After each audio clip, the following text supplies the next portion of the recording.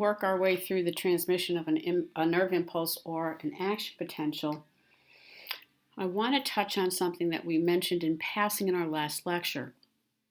If you go to this slide where we had several definitions, excitability and stimulus were the first two. I want to talk about the stimulus. The definition of a stimulus is anything inside or outside of the body that's going to reduce the membrane potential. Okay, now, our resting membrane potential is at negative 70 millivolts. The question that I have to ask you, and is very important for this lecture, is what happens when we reduce a resting membrane potential? What happens when we reduce a negative number? Do we make it a larger negative number? Does it go to negative 100 millivolts? Or do we reduce it to a smaller negative number, negative 55 millivolts? Now, the best way I can explain this to you is think about your finances, okay? If you owe money, that's negative dollars. You are in debt, right? You have negative dollars. So let's say you have debt of a negative 100. And how about we make it easy? We make it a negative $70, all right? To kind of apply it to what we're talking about. Now, you want to reduce that debt. Well, how do you reduce debt? Well, you pay it off, right? You give money to the person or the company that you owe that money to. Okay. So when you reduce your debt, is it going to go from negative $70 to a negative $100? Or is it going to go from a negative $70 to a negative $55? You don't have enough to pay it all off, but you're going to pay off some. Your answer is it's going to make it more like a negative 55, a negative 20. Okay, we're reducing it. That means we're reducing the negativity. We're moving it towards zero. Okay, that's important when we think about reducing our membrane potential. So when we reduce our membrane potential, we're going to take it from a negative 70 millivolts and move it towards zero, towards the positive. Okay, so having that in mind, our first step is a stimulus is going to be applied to a polarized membrane. A polarized membrane means that it is negative on the inside, positive on the outside. That stimulus can be anything. It can be a change in blood glucose levels, a change in blood oxygen levels. It could be a change in position of your joints. It could be warmer temperatures that your skin is sensing. Whatever it is, doesn't matter. A stimulus is applied to a polarized membrane. When that occurs, the membrane is depolarized to the point where the sodium ion channels open. We call that the threshold level. We'll get there in a second. When we say a membrane is depolarized, we mean we are reversing polarization, which means we're going to have our inside become less negative, move towards the positive. Our outside, less positive, moves towards the negative. Okay? Threshold level means that's the lowest level. That's the minimum amount that's acceptable to get this whole process started. So the threshold level is the minimum amount of depolarization that can happen in order for those sodium ion channels to open. Remember, our sodium ion channels are the doors that are going to let the sodium ions move from outside to inside. The threshold level is at about negative 55 millivolts. And again, remember, we started at a negative 70. We're reducing our resting membrane potential. We're reducing the negativity. We're bringing it towards neutral, zero, or positive. At that point, when our sodium ion channels open, the sodium ions move rapidly into the cell along their concentration gradient because the doors are open now. And the other thing that we have to remember is that concentration gradient is huge. It's really, really important. But we also have these big honking negative ions going, hey, how you doing? You, positive ions, come on in here and see me. That's going to draw it in. Think about magnets. Opposite poles of magnets are attracted. Opposites attract, the Pauli-Abdul rule. Negative and positively charged particles are drawn towards each other. I have positively charged sodium ions being drawn into the cell, partly because of the concentration gradient and partially because of that negativity on the inside of the cell. More sodium ions are going to enter than leave. And you think, well, wait a minute, what are you talking about? Remember our definition of diffusion. Remember our definition or what it means to move along the concentration gradient. The net movement of our sodium ions will be along their concentration gradient. But you're always going to have that one that forgot their backpack and has to go back the other way. Right? So in this instance, we're going to have vastly more sodium ions entering the neuron than leaving. So, number 2, the charge changes inside of the cell to positive. Because remember, when we started, our neuron was polarized. Our membrane was polarized. Negative on the inside, positive on the outside. We've opened up the doors. We've allowed positive ions to flood in.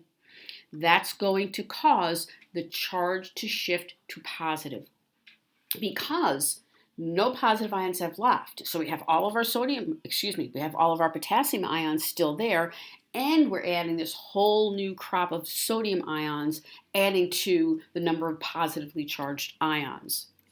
The outside of the cell is now negatively charged in comparison because we brought in a whole bunch of positively charged ions into the cell. We say the membrane is depolarized. For a time, sodium ions are going to continue to move in.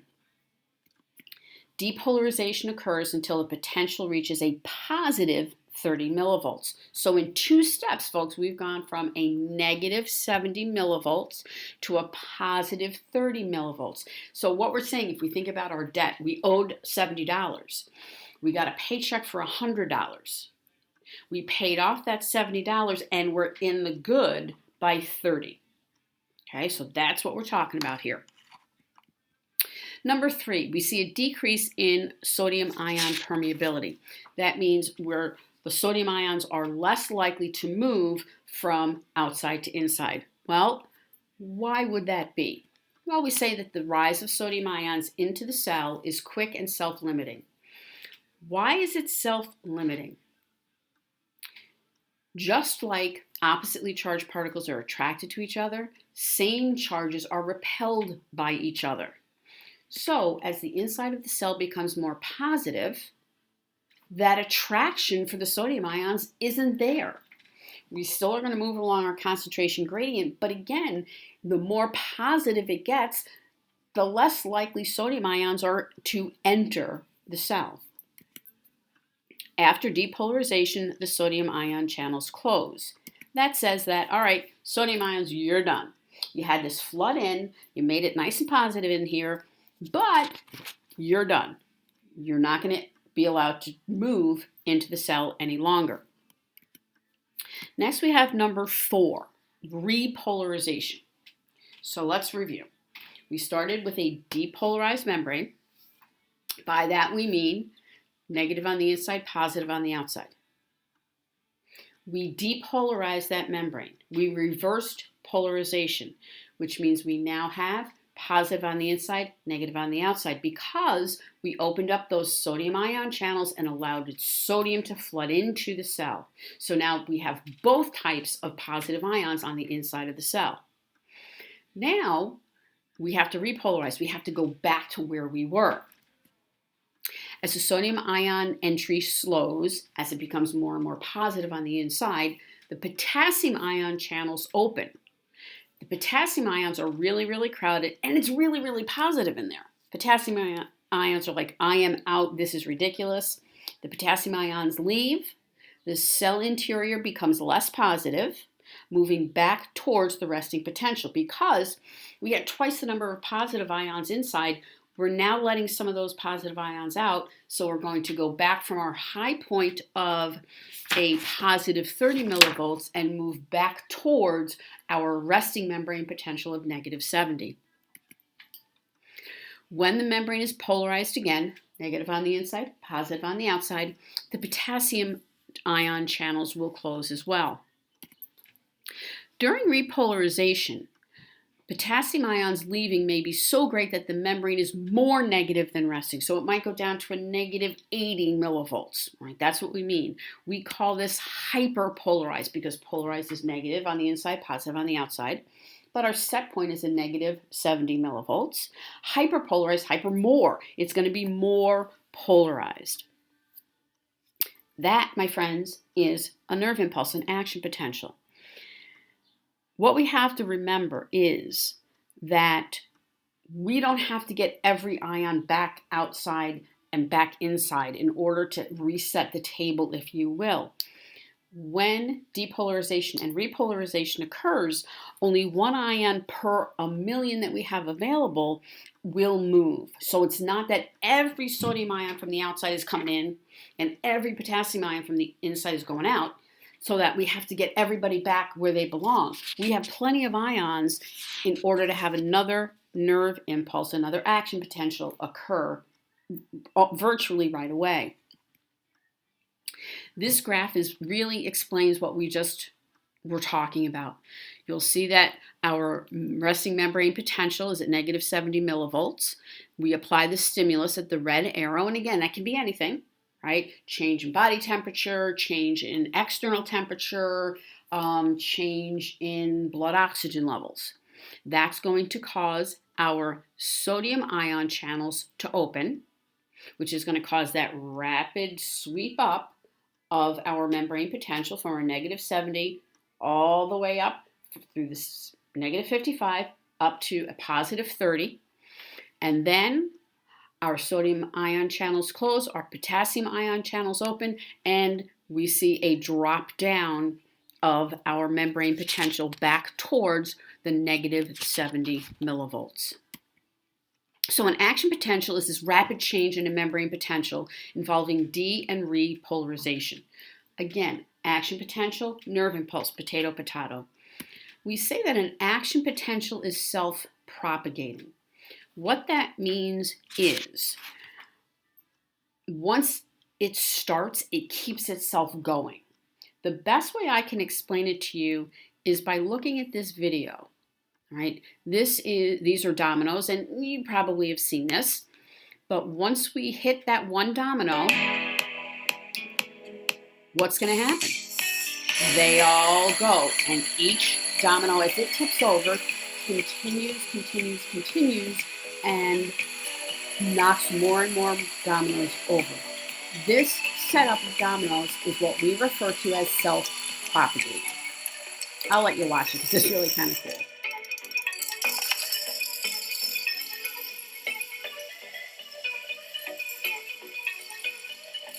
And as you see, each domino, as it hits the next domino, causes this to continue self-propagating.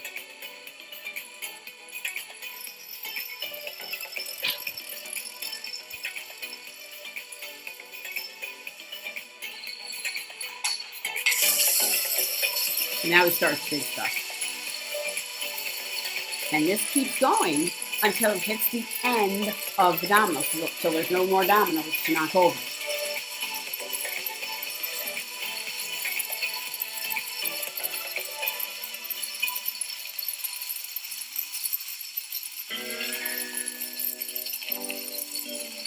Okay, and you'll notice that it continues at the same speed. It doesn't slow down, and that's something important to keep in mind when we're talking about our action potential. Hey, so thank you for watching. This took me like 20.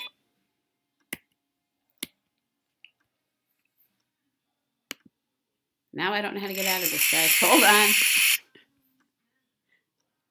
Well, we'll end it here for now so I can figure out how to finish this off. But again, it was really cool, and the point of it is that it's showing us what it means to be self-propagating.